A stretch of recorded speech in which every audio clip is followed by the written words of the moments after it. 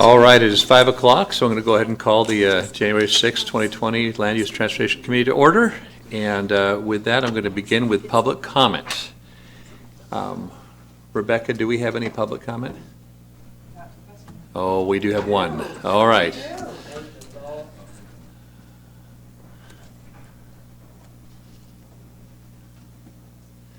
Tony, why don't you go ahead and step to the podium and make your comments. Thank you for being here.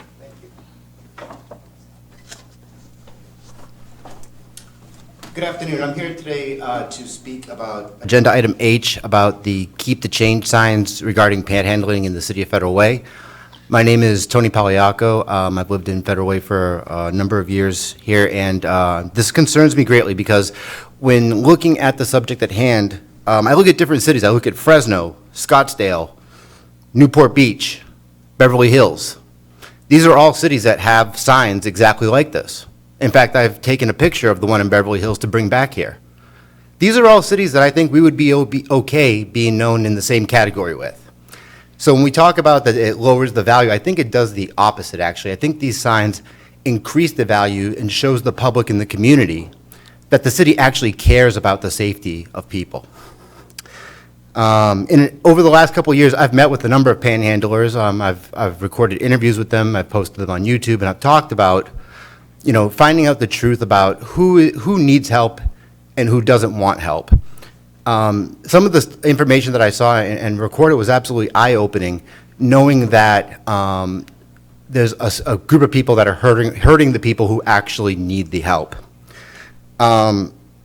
I would ask that in going forward, we consider some options with these signs in terms of not just having it a sign talking about an action, but also providing a solution too. It'd be very manageable to be able to partner up with a texting platform company where we could pick 12 different nonprofits we work with and use that to be able to give each month the money that's donated from text, help to 12345 would be $5 instead of having it be something that could possibly enable somebody and possibly put someone at danger from a traffic safety perspective. The last thing I'll say is that when we look at the magnitude of it, every sort of situation usually has a supply and demand category to it. If we pull away the supply of money going to panhandlers on the street, that's money that we can route to the services. And when that money dries up on a street corner, there'll be one or two choices: to go elsewhere and panhandle, or to utilize the services that we're helping fund within the city to bring them to a better level of stability. That would be for everyone in the entire community. So I thank you for your time and let me make this comment. Thank you. Thank you. Unless there's any additional public comment, we'll go ahead and move on to committee business. The first order of business is Councilmember Tran. I'm not aware if he's going to be here or not, so we're going to go ahead and proceed without him. But we need the approval of minutes. Councilmember Johnson, do you have a motion? Yes, I do, Mr. Chair. I approve the minutes for the November 4th, 2019 Land Use and Transportation Committee meeting. I'll second that. All in favor? Aye. Aye, okay. Motion carries unanimously. On to topic B, which is a resolution amendment to the countrywide planning policies. And Margaret Clark, it's all you. You've been planning for this, and we appreciate it. I know there's a lot of work that's gone into this, so we look forward to your presentation.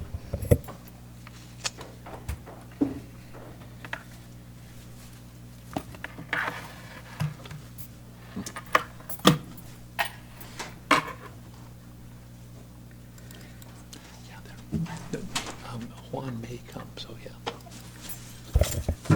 Good evening, Chair Copan, members of the LUTC, other council members. I'm Margaret Clark with the Community Development Department, and I'll be giving you a very brief presentation tonight on some proposed amendments to the countywide planning policies regarding school siting. The policy question is, should the City Council ratify the amendments to the countywide planning policies adopted by the King County Council that sets out best practices for cities and the county, working together with school districts to build new schools and school facilities within the urban growth area. The urban growth area is the city itself and our potential annexation area. So As for background, the city received the request from King County to ratify these amendments. The Growth Management Planning Council originally developed and adopted the CPPs. And the Growth Management Planning Council is made up of elected officials from King County, Seattle, Bellevue, the suburban cities, and special districts. The CPPs were first adopted by the King County Council and ratified by the cities in 1994. Subsequent amendments are recommended by the GMPC, adopted by King County Council, and ratified by the cities. We haven't seen any amendments for quite a while. So amendments become effective when ratified by ordinance or resolution by at least 30% of the city and county governments, representing 70% of the population of King County. A city is deemed to have ratified the amendments if it either sends a letter in support of the amendments or does nothing. If we desire to disapprove the amendments, we must take legislative action by January 23rd, 2020. So what I'm going to do now is I'm going to summarize the proposed amendments. The first one is, these are all what they're proposing, that these are best practices that they want cities to abide by. So the first one is to identify surplus public properties that could work as new school sites. Secondly, assist with identifying private properties that could be available for new school sites. If the school district was to come to us and ask us to help them with this, then we would have our GIS department identify these vacant sites. Thirdly, they're asking us to look for opportunities for shared use of buildings, fields, parking, and other facilities between the city or county and the school district. The school district, we have an interlocal right now with the school district for shared use of parks. We share the parks at Lakota, Sacagawea, and Sahali schools. Another amendment is to consider options and zoning for mixed-use development that could accommodate the school. We do have mixed-use zones. Those are the BN, the BC, City Center Core, City Center Frame. They all allow schools and they all allow mixed-use development. The next one is to investigate how regulations and processes can be modified to make challenging sites work for new, expanded, and renovated school facilities. That means they would like us to have flexible development regulations that would allow a school district maybe to ask for an increase in height above the zoning regulations, maybe greater lot coverage, less parking. And we do have a process for code amendments, so if the school district was to come to us with a request, then we would just run it through the system. And then the second part of this is to consider the feasibility of allowing playfields in a rural area adjacent to schools located in the UGA and with direct access from the UGA. We don't have any authority in the UGA. That's under King County. Next, broaden the number of zone classifications within which schools are permitted to locate. Schools are permitted in all of the zones except the CE zone. These are the traditional schools, like our elementary, our middle, our high schools. They are not allowed in the CE zone. However, the CE zone does allow vocational and trade schools. Next, coordinate the permit review process to improve certainty for school districts and to shorten the permitting process time. We just finished working with the school district on 4 schools that were all approved. And the building permit does allow for third-party review, which would expedite the review process. Next, implement a phased review of school development so the school site may be modified as needed over time, and so portable facilities may be sited and or replaced in an efficient manner. Our code does allow for that. And for example, you've got, for example, Federal Way High School. Before it was reconstructed, if they ran out of room, they could ask for a permit to locate portables there, and they would just go through a process 1. Work with school districts to establish site-specific transportation demand management protocols to encourage more walking, biking, and transit ridership to reduce the need for parking.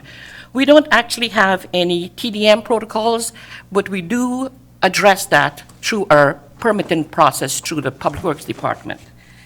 Next, partner with school districts in the planning and financing needed to improve, if appropriate, based on topography and surrounding neighborhood characteristics, walking and biking routes to school. That would be a school city council decision to partner with the school district on any financing. So in summary, the city has existing zoning regulations, comprehensive plan goals and policies, and best practices in the plan review process to comply with all of the amendments except for the last one related to partnering with the school district in the planning and financing. As I mentioned, any financing decisions will be up to the city council's discretion. The LUTC has 3 options. First, recommend that the city council send a letter in support of the amendments to the CPPs to King County, which would have the effect of ratification. 2, recommend that the city council do nothing, which is also considered to be ratification.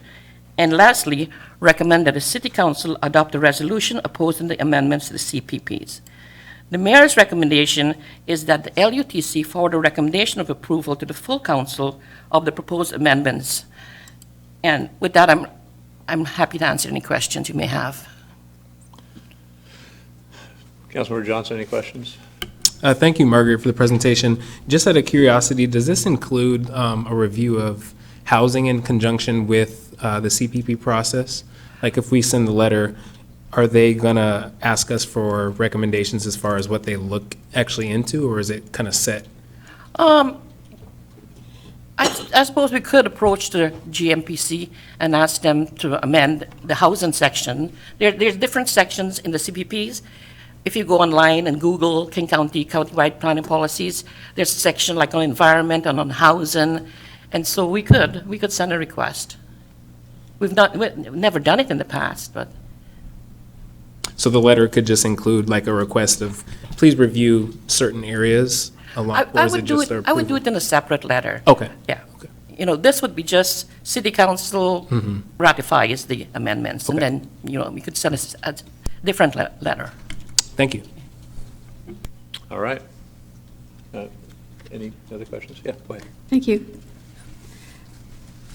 I have a couple of questions. So would the school district need to ask us for help, or do we step in and say we have these sites that might be a potential school site, or do we wait for the school district to come I think to we would wait for the us? school district, because they've just rebuilt 4 schools. Right. I don't know what sort of plans they have for additional schools. Okay. And with the agreements that we have with the city parks, with Sahali, Lakota, and Sacagawea, do we have written agreements which say what our responsibilities are and what the school district's responsibilities are?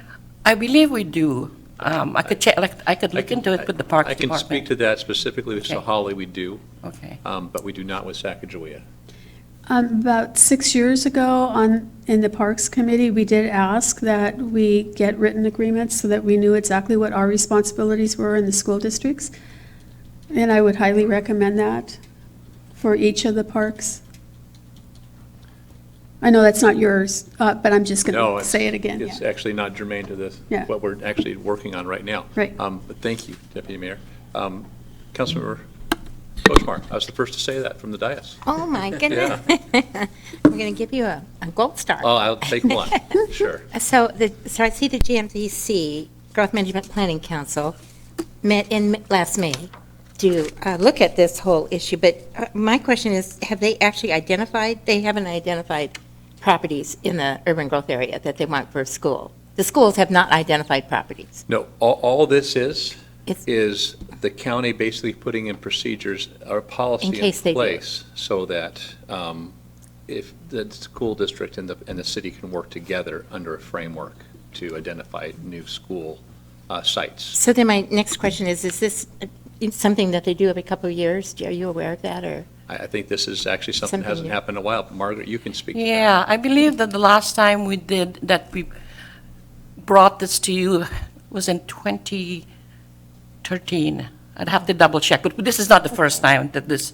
has come up. Before, it was just the initial Okay. school siting. Okay, so my memory is failing me, but I seem to remember that the school normally would buy a property with the intent of siting a school on it in the future. But my question really, this is only identifying those areas in the urban growth area, but I'm wondering, because the city, the school may want to identify properties within the city proper. So we don't need to do something like this if it's within the city itself? Well, this covers It's both. only the county. This covers both the city and our potential annexation area. Yeah. That's what the urban growth area is. So these policies would cover the city and the potential annexation area Thanks. of all cities. Thanks. Okay. Thank you, Margaret. Any additional questions? You have comfortable making a motion? Okay. I move to forward option 1 to the January 21st, 2020 business agenda for approval. I'll second that. All in favor? Aye. Aye. Okay, motion carries unanimously. Margaret, thank you. Thank you. Now, next we have items, topic C, which is the South Dash Point Road improvements, authorizations to award. We're filling the gap, and you are not Christine Mullen. Sarah, good to see you. I am not. How are I'm you? Sarah Hamill. I'm well, Yes. thank you. I'm Yeah. the Capital Engineering Manager. Okay, here to present on the Dash Point Road Sidewalk Improvements Bid Award. Okay, the policy question is, should the City Council authorize staff to award the South Dash Point Road Sidewalk project to the lowest responsible bidder in return to the LUTC and authorize the mayor to execute the contract? So that doesn't quite make sense, so apologize for that. This project provides an 8-foot sidewalk, 7-foot bike lane, and associated improvements with planter strip, street lighting, storm improvements, and an overlay for about 900 feet on South Dash Point Road. Here's a vicinity map. So on December 13th, we received 12 bids for this project, and the lowest responsible bidder is Active Construction with a total bid of $1,159,159. The estimated expenditures are shown here. We have design, construction cost, a 10% contingency at $92,402, and some construction management costs. So the total project cost is $1,598,428. Our available funding is comprised of several different sources. We have motor vehicle fuel tax. We have several transfers from projects that have been completed and we've had savings. We received a TIB grant from the state. And we also, in this project, have an interlocal agreement with Lake Haven. And so they're contributing approximately $324,388. And that is Schedule B in this project, and that's estimated. Lake Haven will reimburse us for the actual cost, so this is an estimate here. So the options before you are, option 1, award the South Dash Point Road improvements to Active Construction, the lowest responsible bidder, in the amount of $1,159,159, which is Schedule A and B, and approve a 10% contingency, which is $92,402, for a total amount of $1,251,561.03. And authorize the mayor to execute the contract. Option 2 is to reject all the bids and direct staff to rebid the project and return to committee for further actions. Mayor recommends forwarding option 1 to the January 21st, 2020 City Council consent agenda for approval. And I can take questions. Sarah, thank you for the presentation. Any questions? No, yes. So, Councilmember thank Kochmar. thank you very much. Just racking up the stars now. I know. We're going to get you a whole calendar full of them. I'm trying desperately to see, it's on the south side of Dash Point, but between where and where? It is in front of the middle school, Sacagawea. So it's just in front of the school Yeah. itself? Oh. Okay, and then when you say option 1, it's going to which construction company? Active Construction. Active. Thank you, that's all. Thanks. Sarah, basically what we're doing is we're continuing the sidewalk from in front of the playfield to in front of the church. So Correct. it's basically, Yeah. it's one long, continuous sidewalk. Filling in that gap. Filling in the gap. Yep. Okay, good. Something that we like to do, right? Yep. Like to. Yes, one more question? So I'm not familiar with active construction, but you've done the research to understand that they're a quality contractor. Yes, yeah, we go through a process to verify lots of different items, insurance and references, and they have done work for us recently, Ah, so. good, yeah. okay. I always remember John Glenn's words, who said, you never want to be on the top of a rocket ship going to the moon that was built by the lowest possible bidder. Yeah. We like the lowest responsive, Oh, there you go. responsible Yes. bidder. Right, Yes. yeah. Good. Unless there's any other questions, Sarah, I think. Do I have a question? Oh, yes, Deputy Mayor. When will this work be done? Oh, so probably starting mid-April, that was in the contract, and that's Okay. our goal, so. All right, awesome. That's when it'll begin? Begin, yes. Okay, all right. And take, what, 3 or 4 months? Yeah, so we hope to be done, I think it maybe was 90 construction days, so end of September at the latest for all the punch list closeout items. Hopefully before school starts? Yeah, that's Okay. our goal, yeah. Thank you. All right, very good. Unless you have a motion? I move to forward option 1 to the January 21st, 2020 City Council consent agenda for approval. I'll second that. All in favor? Aye. Aye, okay. Sarah, thank you. Okay, thank you. I'm sure Christine appreciates you stepping in for. Next, we're going to talk about the 2019 Storm Pipe Repair Phase 2 bid award, and we're going to hear from, let's see here. Ken Smith. Kent Smith, thank you. I was flipping the right page. I had the last name, but I wanted to get the first name too, Kent. Thank you. Okay, so pretty similar to what Sarah just said. It's the bid award for the 2019 Storm Pipe Repair Phase 2. Okay. And the policy question is, should the City Council award the 2019 Storm Pipe Repair Phase 2 project to the lowest responsive responsible bidder? So there were 3 bids for the project that opened on December 10th, 2019. The lowest responsive responsible bidder for all schedules was In Situ Form Technologies, LLC, with a total bid of $139,156. So a little background. There's 5 locations and 3 schedules, Schedule A, B, and C, and a total of 6 pipes that would be repaired through the CIPP method. For the budget, let's see, there was originally for Phase 1 of construction, it was $87,251. Phase 2 would be $139,156, and then there's a 10% construction contingency, the construction engineering of $15,000, and then a design engineering of $15,000. And then that's all funded through $100,000 that was for the 2017 CIP update. There was some movement of funds from 401 and some SWIM unallocated CIPP or CIP, and then a transfer from Project 283. So for the options considered, it's option 1, award the 2019 Storm Pipe Repair Phase 2 project to In Situ Form Technologies, LLC, the lowest responsive bidder, in the amount of $139,156. Approve a 10% construction contingency of $13,915 for a total of $153,071, and approve a budget transfer from unallocated SWIM CIP funds in the amount of $70,000 and authorize the mayor to execute the contract. Or option 2, reject all bids and direct staff to rebid the project.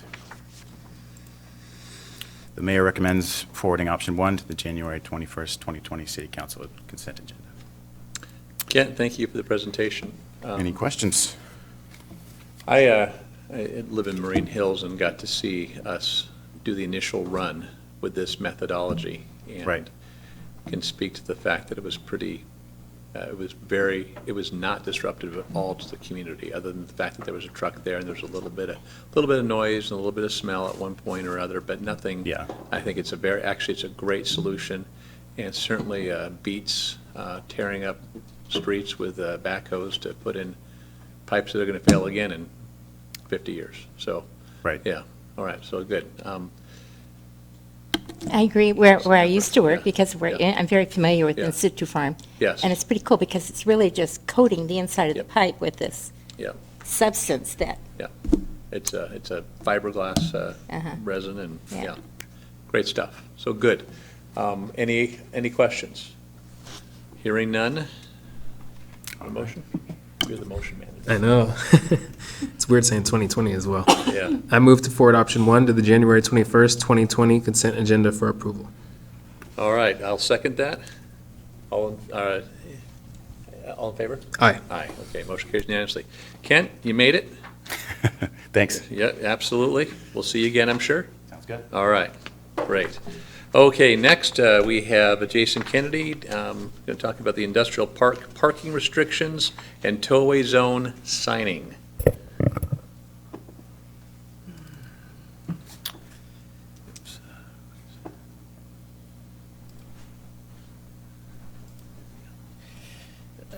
Good evening, Chair Copang, Council Member Johnson, and Deputy Mayor.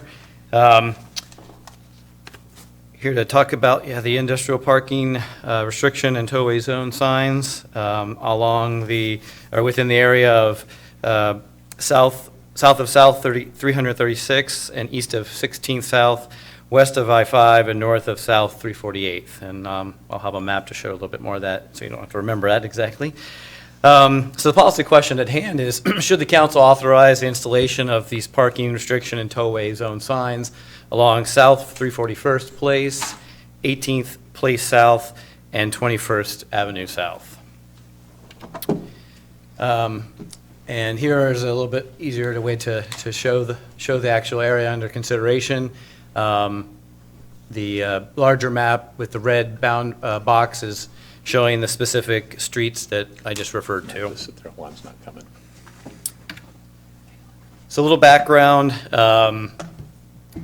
There was a business community meeting that was held on September 19th, 2019 with Public Works staff as well as Federal Way Police Department.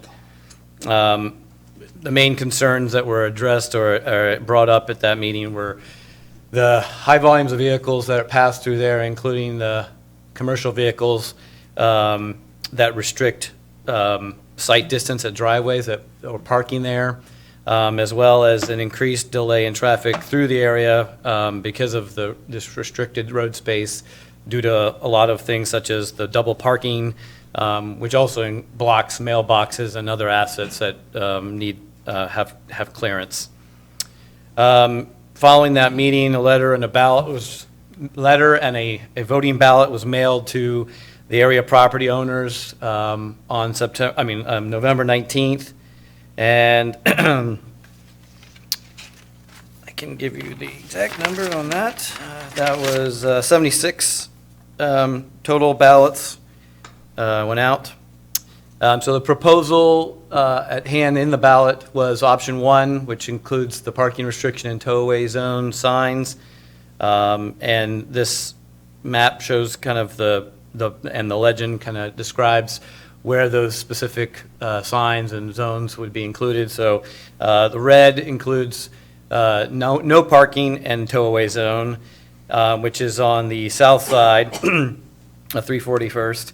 And then on the north side of that is the 10-hour parking and then tow-away zone signs. And then on 21st is, on both sides of that street, is no parking vehicles over 30,000 pounds and the tow-away zones. And then also on 18th is no parking on the east side, and on the west side is 10-hour parking and tow-away zones. And then option 2 is no action at all. So balloting, we kind of, even though this is an NTS project, we follow kind of the same balloting process. So 51% approval has to be met of the return ballots. As I said, 76 ballots were mailed. We received 13, approximately 17% return rate. And the results of the ballots are there in the table. overwhelmingly 85% of the respondents approve of or voted for the parking restriction and tollway zone. And the proposal that the staff proposes aligns with that. They returned to favoring option 1.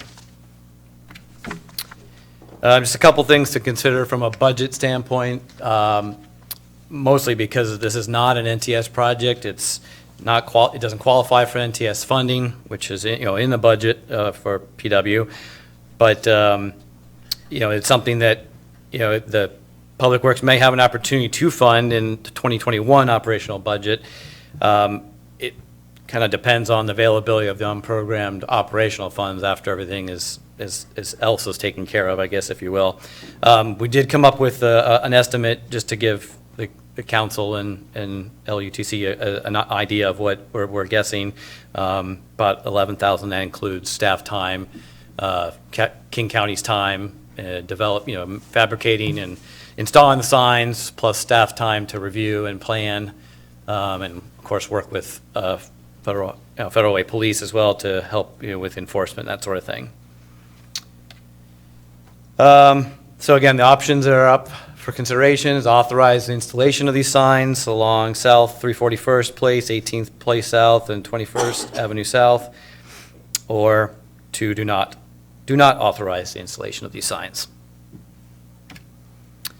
And the mayor's recommendation is to forward the option 1 to the January 21st, 2020 City Council consent agenda for approval.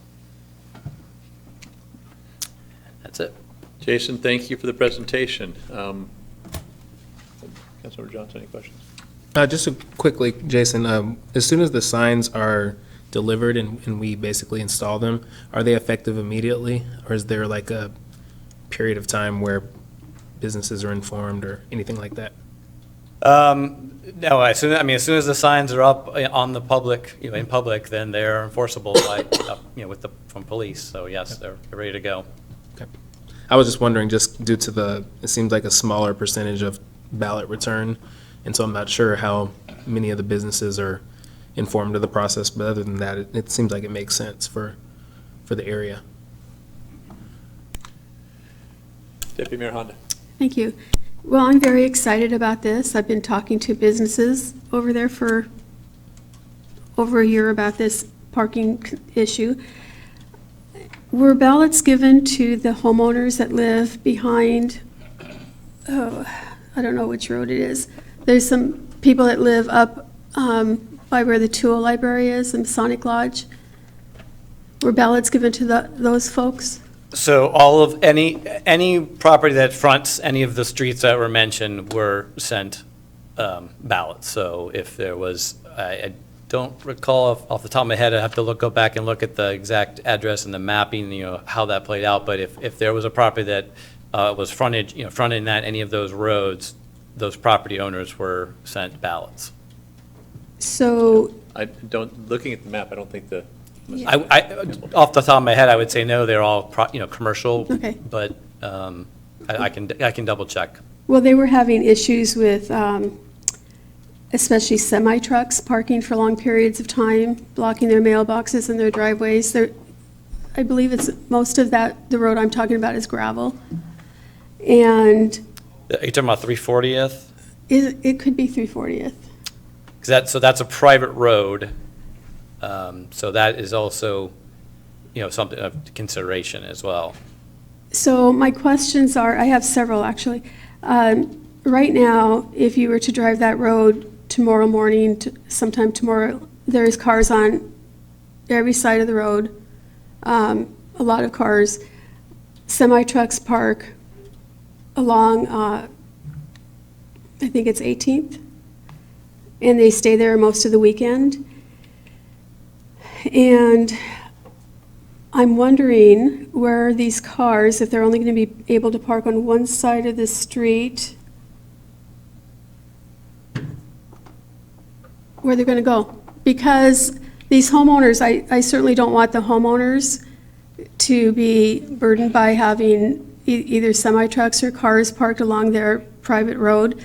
And I'm really curious as to where these cars are going to go. So, excuse me, if we're talking about 340th, because it is a private street, we have no authority Okay, to place any kind of parking restrictions on it. So I'm not sure how to address that. If you're referring to 18th Place South, heading towards Walmart, that residential area there was not included in this proposal. And that would be, the residential is actually a non-conforming land use, so we could not use the normal code language that we have that restricts commercial vehicles from parking in a residential zone, but they can still be cited if they're blocking driveways and mailboxes. So, so that would, you don't need a sign to enforce those. okay. Those folks certainly could call the police to have that enforced. So my question still remains, if there's several car repair shops in this area, and if you drive along there at any time, you'll see probably some of the cars that need to be repaired are blocked out or parking out on the street along with other cars. So since cars are parked currently on both sides of the street, and they'll be parking only on one side, did the business owners have any idea of where the other cars are going to go? So yeah, that's actually one of the issues that brought this issue to the fore, is the fact that the auto body shops were parking cars an extended period of time on the street, and really they should be parked internal to their sites. And so I will say this, in dealing with parking situations for probably about 30 years of my career, it's playing whack-a-mole.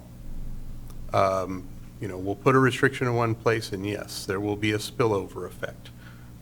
And so then we'll have to come back and deal with that. It's kind of hard to be proactive and say, oh, well, we also need to do this and this and this and this, because you're not exactly sure where they're going to show up.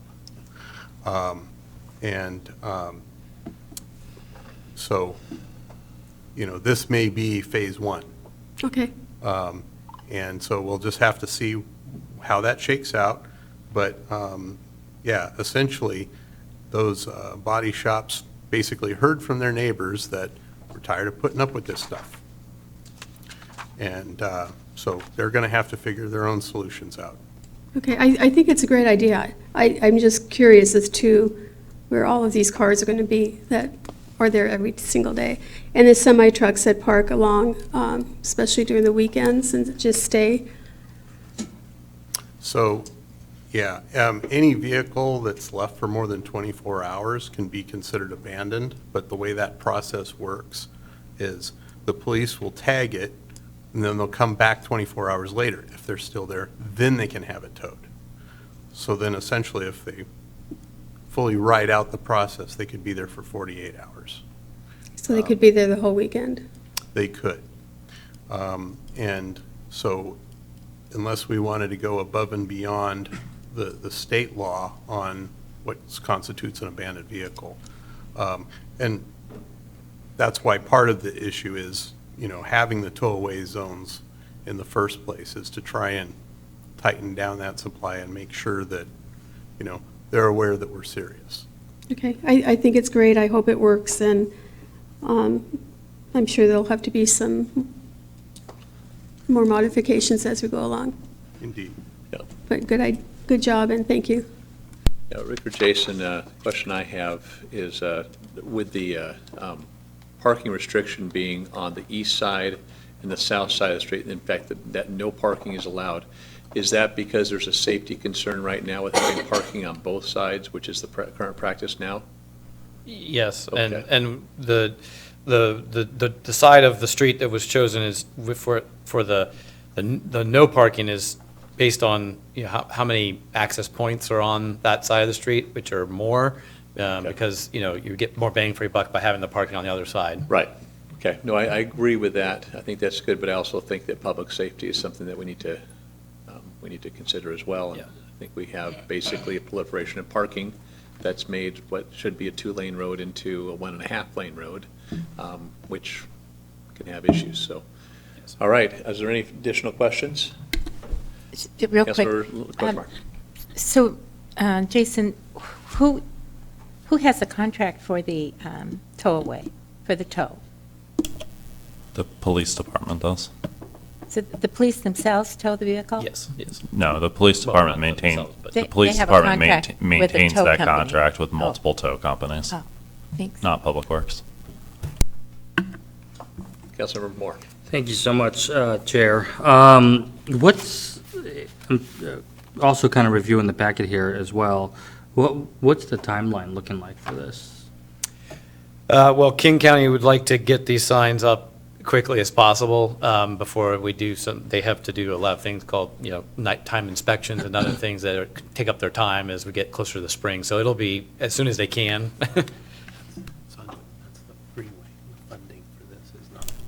Okay, sorry. I apologize, I misspoke.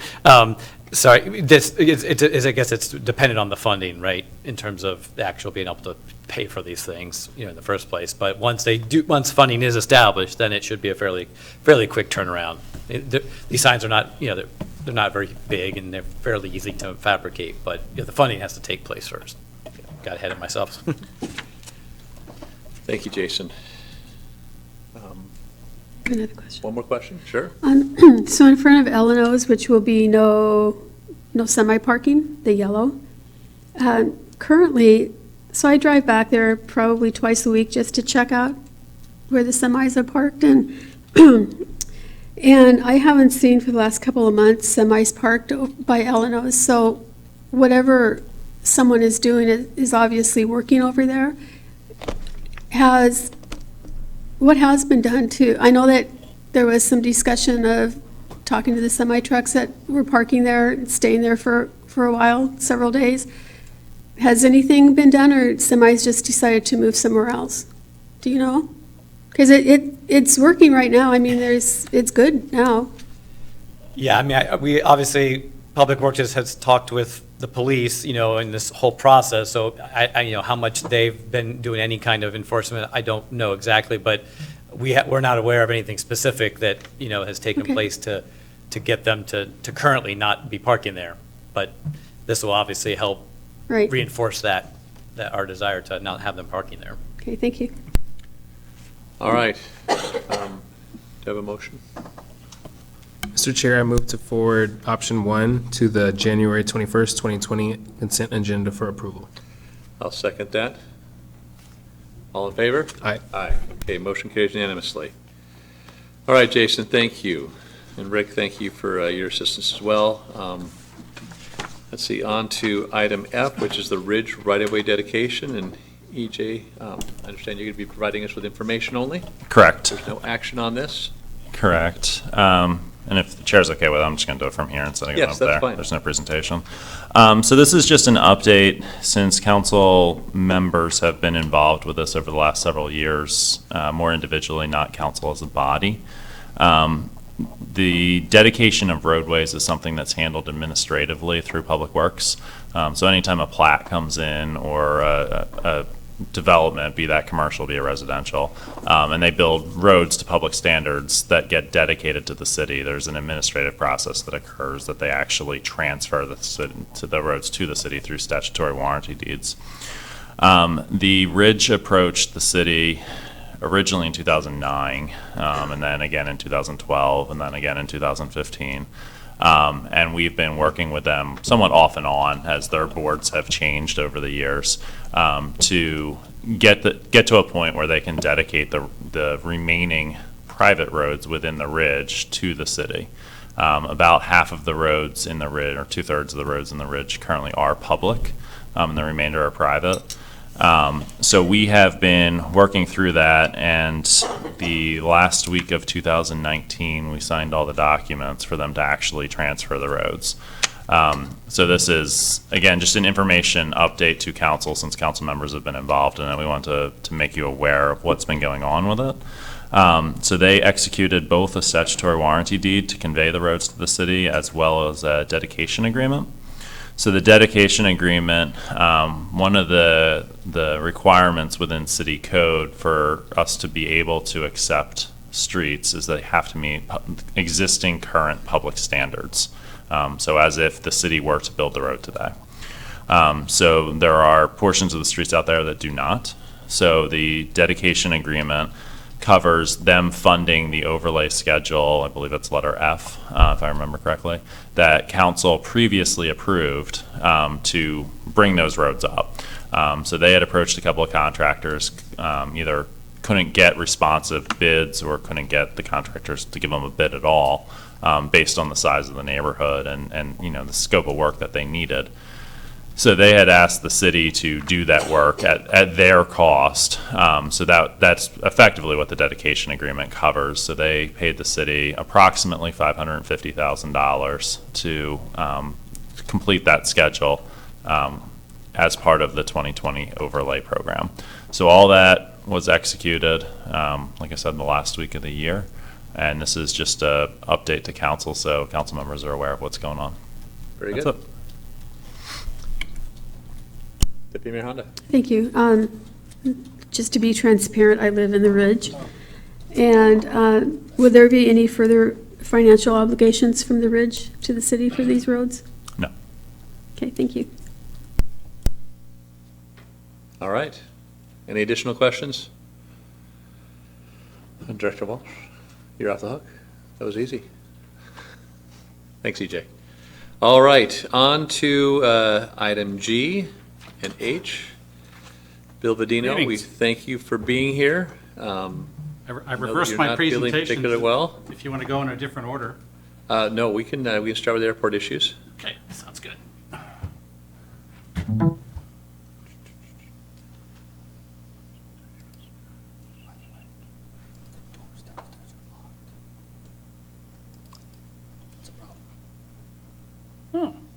Huh. It's in the right spot. There we go.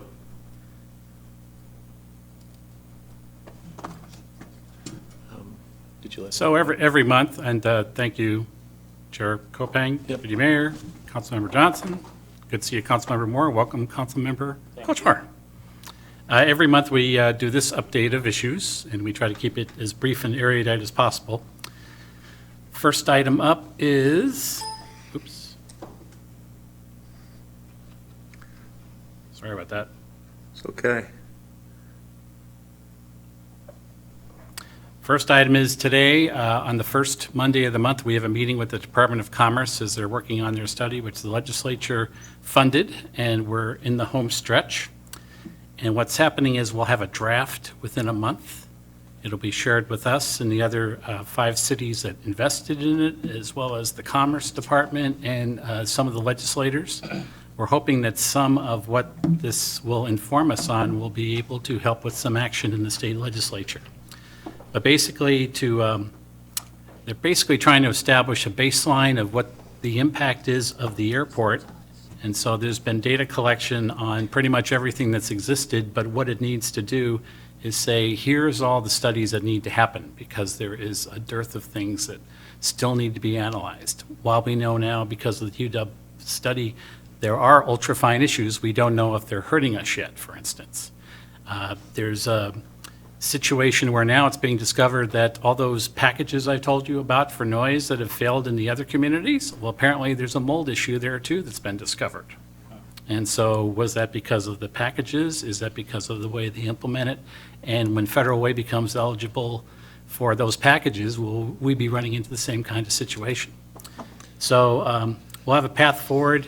And the main thing will be a gap analysis, saying here is the gap in our knowledge, and then I think that will inform and fund more studies, including the next phase of ultrafine, et cetera, et cetera. Could I interrupt just for 1 second? Yes.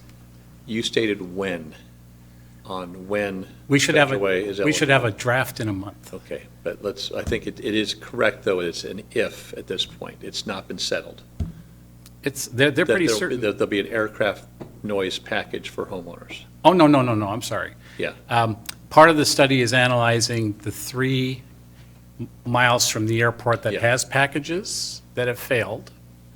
And then that will inform us as, in the next couple slides, Tina Orwell, representative, is trying to get legislation to have it so that the packages are solid for when Mike Pellicciotti's legislation passes to get federal way eligible. Okay. So, But it is still an if. It's still an not a if. when. If. Okay, Correct. all right. Just, I don't want there to be a misperception Correct. Thank you in the for that. community, so I want to be accurate. I Thank you. appreciate that. So next, the federal agenda is in progress. The council signed the 2 letters. They're talking about some cities going on tour, but it would be at our expense. So I don't think that would be a worthwhile expense of all the airfare and the travel to visit the legislators. We know Adam Smith, we know our delegation. And in this era of the internet and social media, we can communicate them or work through people who are already there. And then, of course, the state legislative initiatives, and this is where I'll make it a little bit clearer, Mr. Chair. There is a siting of the airport committee. They're having their second meeting next week because one aspect of the traffic in SeaTac is to have another airport. And then also, hopefully, will be introduced an ultrafine particle study, part 2 at the UW, which will measure health impacts versus the fact that it exists. And then legislation will be introduced for the reinstallation of failed packages for sound in the cities that are the 3 miles closest to the airport, which will then help us later, because those will be more solid packages if we get that coverage. And then, of course, increasing the coverage that the sound packages will have for 6 miles out from the airport, so that would include Federal Way and make us eligible for the funding for sound packages for us. So that was on the floor of the Senate. It almost passed, as you all know. It was this close, and so we'll be working with our senatorial delegation because it has passed the House. And then next up, as you all know, we're still suspended from START. I believe I was told that there's a meeting tonight or tomorrow night in another city that is considering also withdrawing from START. So if I know what's going on with that, I will email you as I usually do. So that would bring it up to 4 cities if that's true. And the mayor attended a meeting on December 19th. And basically, it was the other 2 cities that have withdrawn, Port President Stephanie Bowman, and then the mayors and the city managers and some of the port representatives, and they basically started to talk about what they're going to talk about. So they were going broad brushstrokes. The next meeting is going to be scheduled mid-month, and then that's when they'll move into the issues that we talked about before, which were in the second bullet. And basically, you can divide the second bullet here into how the meetings run. Do we consult on agendas in advance? Do we get handouts in advance? Do we get to analyze things in advance? Can both groups supervise the facilitator, which wasn't true before? So it's sort of a pyramid of how the meetings are run, then down to deep, deep issues like, can you suspend the SAMP design until the environmental reviews are complete? So there's how the meetings are run, how the groups get together in a civility kind of way, and then there's the big, big issue as well, too. So that's that. So stay tuned for that. So any questions, discussion? Any questions? Bill, go ahead. Councilmember Constable. I think I need to be a little bit more informed as to, if the Pelliccioti legislation doesn't pass through the Senate, then what happens? Then we're still in the state of where those living 3 miles from the airport and not any farther are eligible for sound packages, and we won't be.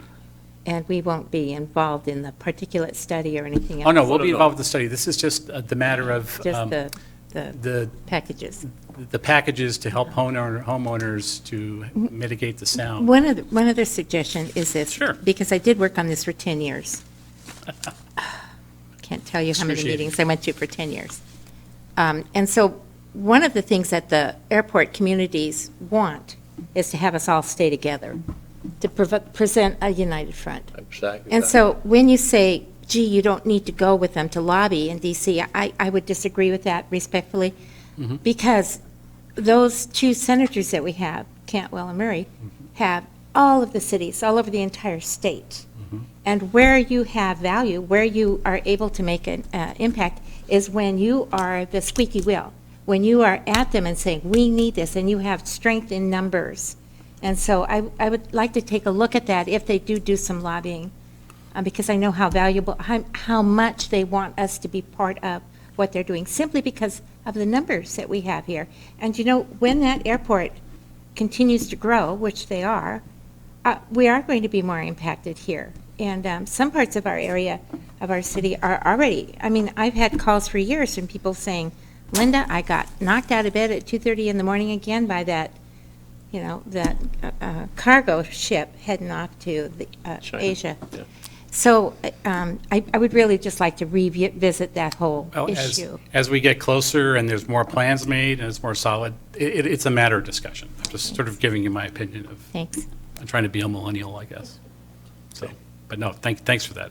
I've Very taken that good. down. Are there any further questions on this item? Okay, the next item we're going to talk about is item H on the agenda, and that's keep the change signs. And I just wanted to say that what we've done here is we've kind of skipped ahead of the solution, but I think there needs to be an acknowledgement by the council if there's even a problem with panhandling. And if there is, if we share that understanding, then we can continue to do what we've been doing, which is nothing, because essentially it's a freedom of speech issue.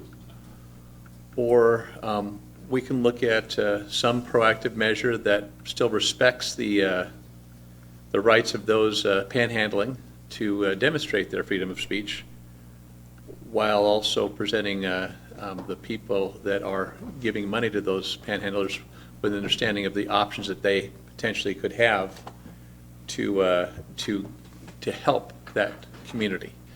I also think that we're expending a lot of effort on attracting businesses to Federal Way. And for us to basically observe the panhandling and just throw up our hands and say, well, there's nothing we can do, I think that may send the wrong message to the businesses that are being affected by having panhandlers in front of them. And I think that whatever solution we come up with, I don't think it has to be all the city. I think that we could form partnerships with some of the businesses by providing a framework for them to put up signs that actually tie in with what the city's doing. I think there's a lot of work that can be done on this, but I think what the council needs to do at this point, starting with this committee, is really come to an understanding of whether we actually think there's a problem. And if we do think there's a problem, and we have very limited options as far as addressing that we take a look at this as well as others. I don't want this to be the only option we look at. I think it can be one, though, and I think it should be one that we discuss if the council agrees that there's an issue with panhandling. And having recently done a ride-along, having driven through the community many times, I think we have a problem with panhandling. So anyway, with that. Well, in that spirit, and with what we discussed last time, we came up with a few just things to think about and that we can continue to research. But basically, like you said, we're reframing the discussion. How do we shift from street corner donations to people making donations to nonprofits? So maybe we educate potential donors to donate to nonprofits as an alternative. So some ideas. Some have said we could just maybe experiment with one intersection at $500 a sign and then observe and see what happens. Another initiative is to basically promote via press and social media the effectiveness of donating to nonprofits versus to people who are on the street corner. And then, of course, another initiative we could look at, as was suggested at this table last time, was we get a consortium of nonprofits together. People can make donations, and then they can take care of. We encourage people to donate to them, and then there's a fund where they can basically take care of these people and their programs, so the money goes directly to them. And then, of course, We'll be monitoring programs at other cities. I've got another reason to go down to Lakewood here in the next 7 to 10 days, and we have a contact down there to talk about how their situation's going. As I told you last time, they feel that it's improved the situation with what they've got with their 20 signs. And then, of course, you got Kennewick, Walla Walla, and College Place, and the one I left off here is up north in Snohomish County. There's a city that does exactly what the chair is talking about, which is encourages businesses to put up signs and handing out flyers and promoting to people to sort of, keep the change and help these other programs. So there's a lot of different things that we can sort of look at and continue to research. So any direction at this point? Discussion? Councilmember Gochmar. Absolutely, I think that we need to start putting up signs, not just small signs, but signs that are large enough so people can read them. Because, a lot of our people, when they donate, they do it because they feel sorry, and they want to do something, and it's a spur of the moment. But if that sign reminds them over and over, and you have a phone number or something or website on the sign that says where to go, Sure. then I normally have inured myself over the years to giving money that way. But last Christmas, gosh darn, there was this little lady sitting in front of Trader Joe's, sitting on the cold cement, holding a baby. And I did go back and give her money, and then I found out it was a scam. So, no, I don't feel bad that I gave her the money. I feel bad that I got caught in a scam. But I think what we need to just understand, stop it. We need to stop it. We can't just keep doing that. We have a lot of nonprofits that are out there willing to help, and they need the help. I don't want to give money to someone who's going to use it for drugs, fueling the drug habit. I had a friend who stood on the street corner in front of Winco with a sign that said, "Do not give money to my son who is panhandling. He will use it for drugs." And she had the pusher follow her home, and she had to stop. He was living in the woods over by the ball field there. So literally, I think we need to do something as a city. Absolutely think that. Thank you. Councilmember Johnson. Yeah, I just had a question, Bill. Is there any city in South King or North Pierce County that has these signs? Lakewood. So Lakewood's the closest. So that has this. Lakewood's the closest one. Okay. And then there's, Walla Walla, Kennewick, the other cities named. Okay. And you said that Lakewood has shown data that the signs have impacted. City manager feels good about it. I talked to him, and now I'm going to be talking to the person who's in charge of the program to get us more metrics. Okay. Before any proceeding by the committee, I would love to see the data, but I do think that, I do think there is an issue. I agree with the committee here and council members, but it's not the only issue. I think there's also an issue of trash around the city. We could use signs that say, please put your trash in the proper place. That also are blights to businesses as well. So I think there's a couple issues that we can look into, but I think this is a good start at this particular issue. There is kind of a balance though, because I feel like because it is freedom of speech, like how can we not criminalize it? So what exactly what the signs say, since it's more against the law to throw trash on the street than it is to panhandle. Right. I have, just for reference sake, and I put this. Want me to pull that sign up for you? If you could. Off another PowerPoint presentation? Yeah, I think, and, it wouldn't hurt to have, to reach out to Scottsdale as well in Arizona, because basically the sign says it's okay to say no to panhandlers. Give instead to agencies that help those in need. And I think what that does is it basically says there's an option. It doesn't criminalize in any way giving money. I think we can't do that. We don't want to do that. Nor do we want to say, I don't think that we should be saying no to panhandling. I think that we need to understand that there are people that are going to do what they want to do, and the appearance of violating any perceived law is something that I don't think we want to create. My apologies, I have the wrong thumb drive. It's all right. They were ones that said very nice colors, not, the big slash. It said, keep the change, give to charities that help. Yeah. There's what the what you're all talking about there. And we have examples. You've seen this, Councilmember? Yes, I did, I loved it. Okay, Yes, okay, I loved it. okay, all right. Thank you. If I may, Mr. Chair? Have you seen the sign? Okay, all right. Which one is it? Is the one from Scottsdale? It's the blue and white one. Yeah, the blue and white one, yeah. Yeah, yeah. Mr. Chair, I know that this has been an issue that you and I have been talking about for a long time, in fact, and I appreciate you bringing this and adding this to the committee agenda. Sorry to have missed, I know that Committee Member Johnson is distraught over the fact that I wasn't here at the last month's Land Use and Transportation Committee.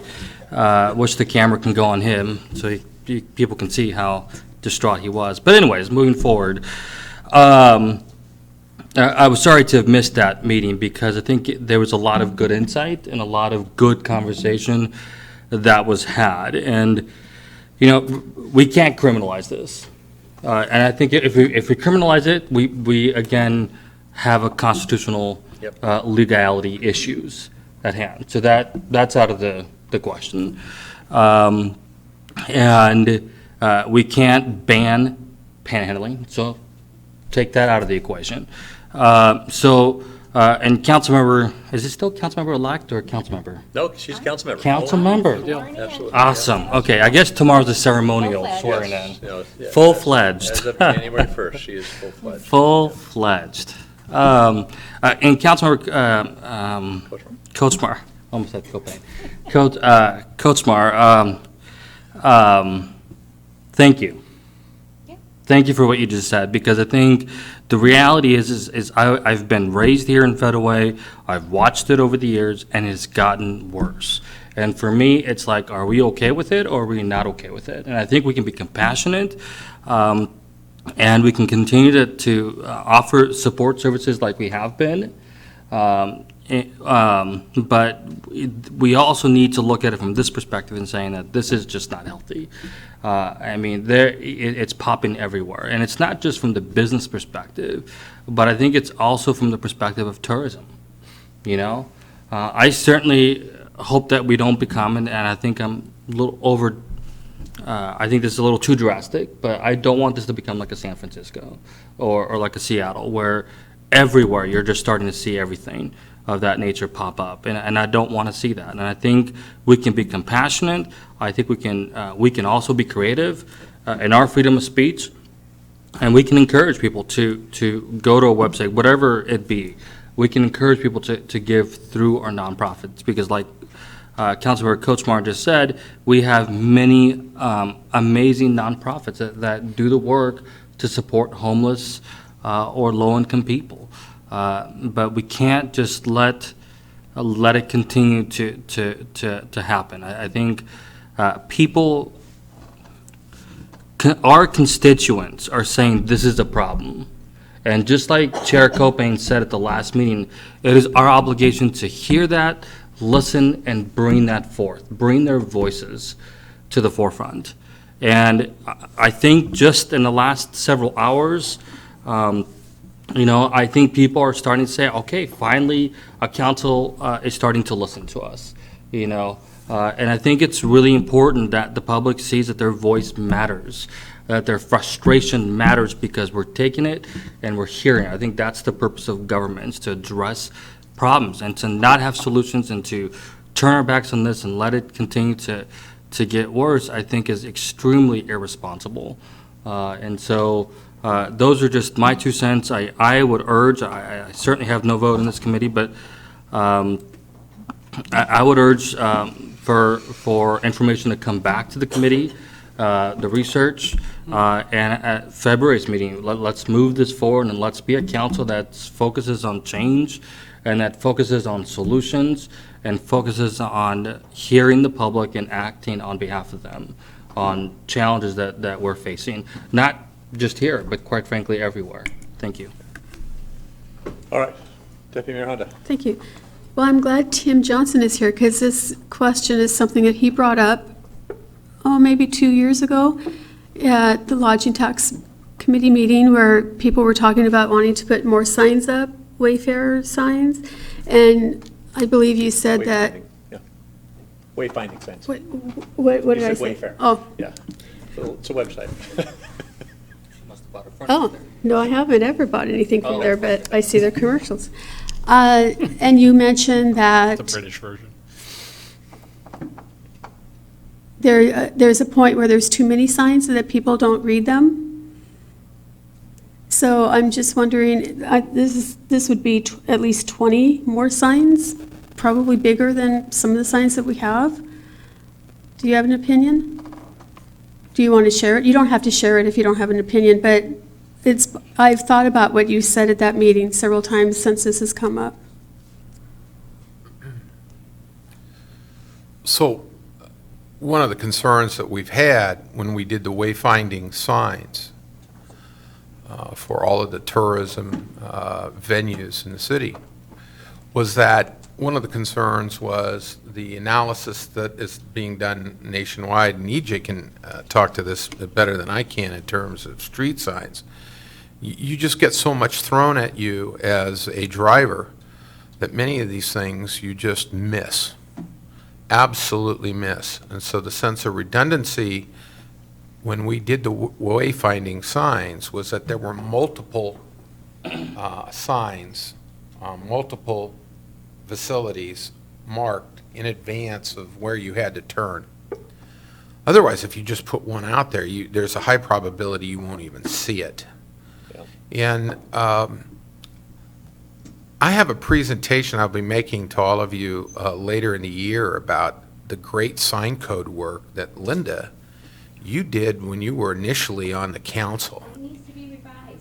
And it is dramatic to see what Federal Way looked like Yes. from a commercial signage perspective to what it looks like today. It is dramatic in a lovely way. Yes. In an absolutely lovely way. Now we go back and we walk 320th, for example, and we see how many direction signs we have or street signage we have for speed and left turn versus right turn and all the different conflicts that one has, and it gets overwhelming. I think that there's some opportunities, Councilmember Moore talked about, that I think the hotelers are very interested in, and they can't use the lodging tax for that purpose, but they are committed as local business people to work on this cause in different manners. And one of those that I'm hearing from all of the business owners is the ability to pay for a long-term commitment to billboard signs. And we have significant amount of billboard signs up and down 99. And many a times those come available, and the ability to be able to utilize those for personal advertisement for their own businesses or for a public service as this, I think might call to be a better indication of them doing something along the side of the road. And then who knows? I mean, there could be some wonderful creative ideas that we haven't even begun to explore yet that could be developed in Federal Way. I must admit, I'm coming up to the end of my career, and I really haven't seen anybody in any city that really has solved this problem in any new innovative or historic traditional manner. It is there. I'm sorry to interrupt you. Do you think it affects tourism or businesses coming here? It does. It absolutely does. And Now, what, are you saying panhandling? panhandling does Yes, it impact. does. Yeah, it absolutely does. And this is a real concern that as our sector continues to grow and expand, and we bring people in from the outside, such as you recently did with the Junior National Swimming Championships that you had here the second week in December. You're going to have the NC2A's championship, men and women's swimming championships here. Next year, you do have the regional NC2A men's and women's diving championship here in March. So, yeah, it's one of the concerns that people have about coming into Federal Way and what their first impression is of our community. So yes, they're very interested. The hotelers are very interested, and so are people in hospitality. They're very willing to step to the outside and provide funding and assistance. Oh, provide funding. Yeah, they're very interested in doing that. I mean, that's the reason why I said the hotelers cannot use, by state law, LTAC funding. LTAC money for the purposes of this. But they're all cognizant of how it impacts their businesses, their industry, and the city. So they are committed to trying to find solutions and working together. And that would include financial support. Interesting. I think we haven't even begun a business outreach yet, but I would think if we could come up with some kind of a structure, whatever it ends up being, whether it's signs or it's some other program, I don't know what else we could do, but. So, Chair, one of the things you brought to my attention when we were doing a year ago the shopping carts, and we noticed businesses, as we went through this year-long process that we went through on the change in the code that you all were involved with, we noticed that several of those businesses that had shopping carts took it upon themselves. One of them in case was, and I want to get to where you were on Winco. If you go into Winco today, they tell you it's unlawful for you to take a grocery store cart off their premise. So they committed themselves to trying to do a better job of prevention of that loss of that asset and also inform the general public. And then there are several others that are doing it. Grocery Outlet is one that has actually implemented a program where if you try to get out of their lot with their grocery cart, it just stops. It locks up. And that's the kind of thing that we see going on now in the community, is where businesses get it, they understand it, and they're playing a more significant role in making the financial commitment. So I think that you have something here. And more importantly, you have, count the venues that you have. I mean, you know who they are. From the gardens, like Bonsai, Rhododendron, Powellswood, to the Aquatic Center, to Wildwoods. They all feel this. They all see this. Their customers give input, and so they then around and turn that around at the Lodging Tax Advisory Committee, and Committee Chair Martin Moore has been receiving that input over the last year during his tenure as committee chair, and they want to come up and participate in solution sets. So I don't know what kind of money we're talking about. I don't know what kind of solutions are, but if this is the beginning of it, I think there would be several workshops that they would be absolutely excited about participating in with you, Deputy Mayor. So I have a couple other questions. One is, we're talking about maybe $10,000 for 20 signs?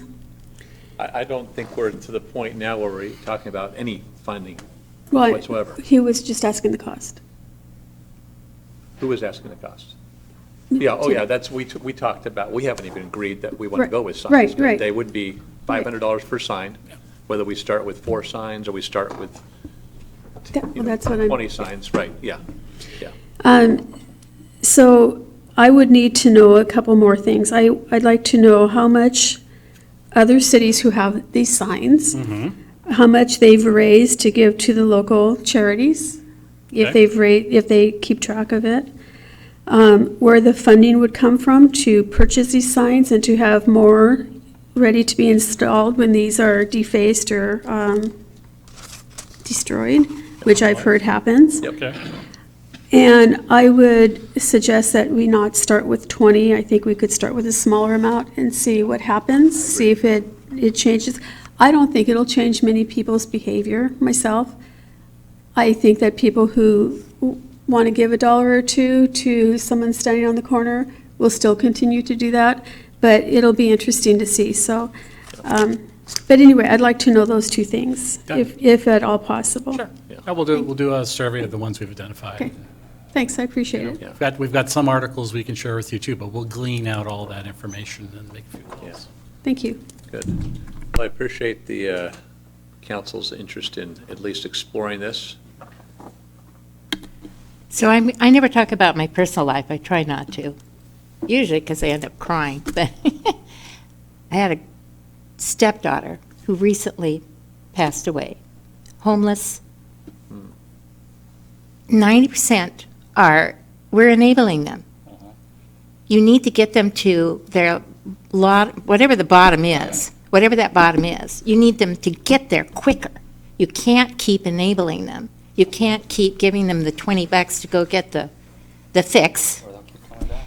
Right, and that's why they're coming back. We're a generous community, and we have to be reminded, don't do that.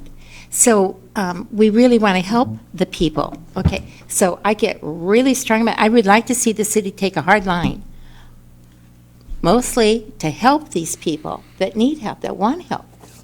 I think the challenge that we have is legally we can't take a hard line.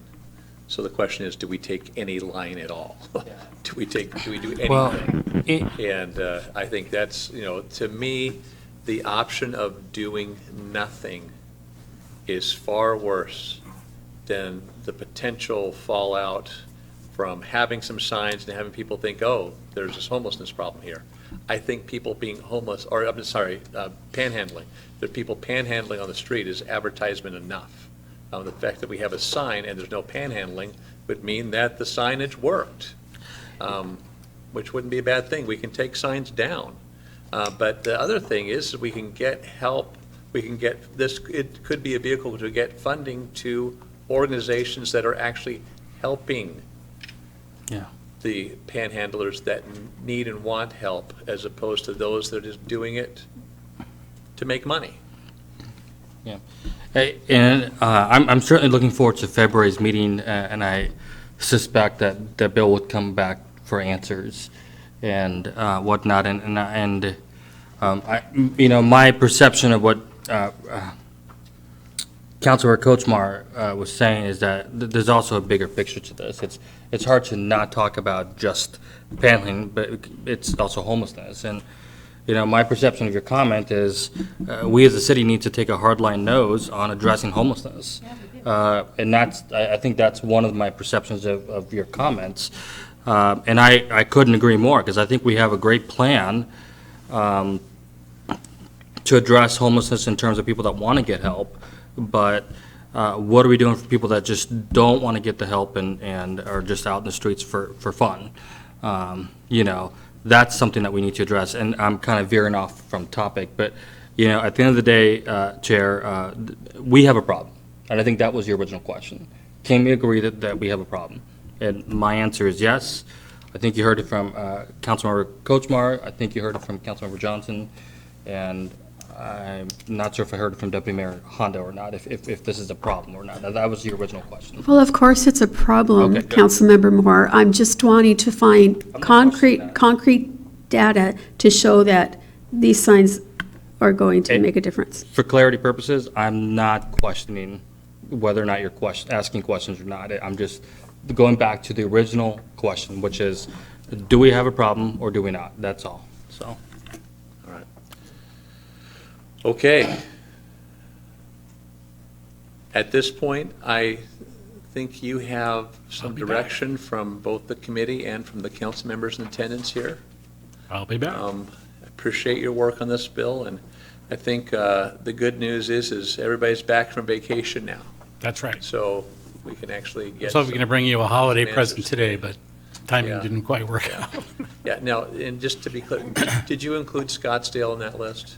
Yes. Okay, good. Because I think that, seeing how that's the sign that resonates with me and so many people in the community is something that, that kind of does both things. It calls attention to the fact that there's options for panhandling without saying, don't do it. I think it's a positive approach. Yep. So, and the other thing too, and this is something I'm saying to you because you're here, but to the public as a whole, I've seen that people are commenting on the fact that other cities have much more aggressive policies in place in addressing panhandling. And unfortunately, those are outdated laws that cannot be enforced and are not being enforced because of the First Amendment rights that have been supported by the Supreme Court. So if you're reading other cities' codes, know that they're behind. We're current. So at this point, we are where we need to be as far as the law is concerned. So now it's just a question of what actions can we take other than sitting on our hands like we've done for the last few years. So, There are cities that have shifted from to where we're at, but they'll do the signs. I mean, it was prohibited, and of course, Yeah. legally, they couldn't prohibit it, so that's when Keep the Change was born. okay. Councilor Moore. Councilmember Johnson, just a question for you, and that just for clarity purposes only, not questioning you. You said you wanted some data to come back, and I know that Deputy Mayor Honda asked questions where we're hoping to get answers to. What are some data that you're looking for so that we can be more prepared for February's meeting? Well, thanks for asking that. I think just Lakewood's data around prior to the signs going up, and then afterwards, what was the increase or decrease in panhandling in those areas that the signs were. And I don't know what the total area is, but just from that city, because it's the closest one, and we don't really have many examples in Washington. And then if Scottsdale has any data as well. Yeah, and then the other cities, Kennewick and College Place, Spokane. I think Now- it's going to be pretty subjective, though, isn't it? It's Yeah. not going to be definitive numbers. But with But it is, Lakewood, it right. says they're no longer on this corner where we put up signs, they're no longer on this corner. But then they may have moved, and that's what we're trying to Yeah. go see in person. Sure, right. And then Yeah. Lakewood's numbers are going to be different, or their perception, because there were no signs in place, then there were prohibited signs in place, then they had to take down the prohibited and go to Keep the Change. So I'll have to make sure we measure, those time intervals, Okay. just All for right. accuracy. Deputy Mayor, one more question? Yeah, one of my concerns would be if we had signs at I-5 and 320th or whatever, or it was even mentioned 21st and Campus Drive, which is by the Fred Meyer area. If those who are panhandling actually paid attention to the signs, which I don't know that they will or not, if they were to move to other areas, then we're just moving the problem somewhere else. So if Lakewood has, or any of the cities has, any information about that, it would be interesting to know. That's what I'd like to track is, did it just end and then just move? Right. So, Yeah. Because we don't want to cause more problems trying to correct a problem. true. There's always going to be unintended consequences. You're right. So it's how do we control that? There are only so many viable places to panhandle, so, Chair Coping. yes. Deputy Mayor, if I can just clarify one thing, we cannot place them at I-5 and 320th. We cannot place them within WashDOT's limited access. So we could ask WashDOT to do that potentially, although they have not adopted any sort of regulations that they do that anywhere. So we're probably going to get no related to that one. But the city does not have the authority to place it within the limited access. So that would also be true at 18. So just as a heads up. All right. I'm sorry, I thought I saw that was location. Maybe I read it No, wrong. 320th Pack Highway. 320th and Pack Highway, and I think it was proposed at 23rd and 320th, or 21st and 320th, one of the two of those. And then 272nd Pack Highway is another one, and I think there was one at, it was at 348th and Enchanted. Yeah, I'm not sure if it's 348th and Enchanted or 348th and Pack, but it was It one of the was two of those. And it Yes. could have been both. Again, we're getting way ahead of the discussion, But what I can do is send the two Yeah. PowerPoint presentations, just so you've got those Sure. in front of you. Yeah, and I think if you could include next time just the map for a refresher on all the different locations that the police Or recommend. identified, Yeah, not the 20 recommendations, but where the police identified panhandling occurring in our city already. Oh. We have that. We have that information, don't we? We limited it to 20. So, yeah, so I mean, that's where these intersections came from. So I mean, Right. the original request that came to us was citywide, and I think we actually started with closer to 80 signs. Exactly. And then in conversations with police, they're the ones that identified the intersections that we're talking about. Oh, got it, okay, all right. Yeah, So we identified more intersections. Correct. Just through a public works lens, and then we actually talked to the police. they narrowed it down a little bit more to these are the high traffic areas for the high incidence. Yeah, it was more, if we're going to do this in stages, this is a reasonable demo or trial group. And they were thinking 20 signs initially. Well, they were thinking a number of intersections, not specifically the sign, Oh, no, well, I number know, signs. those intersections equated Correct. to 20 signs and a $10,000 cost. Yes, that Okay, is correct. correct. And there was some concern about, about doing one intersection or two and actually being able to get a solid read, as opposed to, one intersection and there being other circumstances that changes patterns. So that was some of we were trying to meet a happy compromise where we're doing this as, as a trial pilot project, and the cost is representative to that, but also at the same time large enough that it actually generates data we can use. Yeah, I think the difference between this sign and most signs on the road is this one really is designed to be read while you're parked.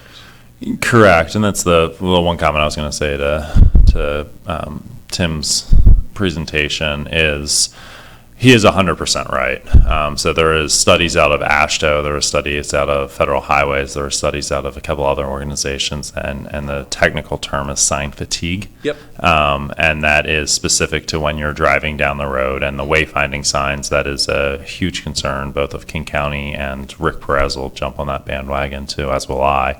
Yeah. That's a little bit different than when you pull up to an intersection. I would note that driving through the intersection has the same occurrence. So people that are driving through the intersection, the same sign fatigue occurs, and they will not see it. People that are sitting at the intersection, that's a slightly different story. Yeah. All right, good. As a note, in respect to sign clutter, with 30 for 30 coming up and having people working their events and some want to clean streets, there's always a suggestion, well, let's put up adopt the street signs, and then they're up there for 3 months, or for a year, but they're up there for 3 months. So in respect to the sign clutter issue, we're now suggesting, let's do A boards, so when the group is actually out there, there's the Seroptimus cleaning 320th from this street to this street, and then you don't have the sign fatigue later, so. Yep. But, yeah, okay, good. Bill, thank you. Thank you. We'll look forward to another presentation next month. Okay, Martin Scorsese is available, so I'll see if he can help. Okay, that'd be awesome. Thank you. I know he does 3-hour movies now, so we can Yeah, be forewarned. just come in ready for a long presentation. Okay, good. I think unless there's anything else for the good of the order, we'll consider this meeting closed. And the next Land Use Transportation Committee meeting will be on February 3rd, 2020, at 5 p.m. right here in City Hall Council Chambers. And the meeting is adjourned. Good meeting, Chair Copeland. Thank you.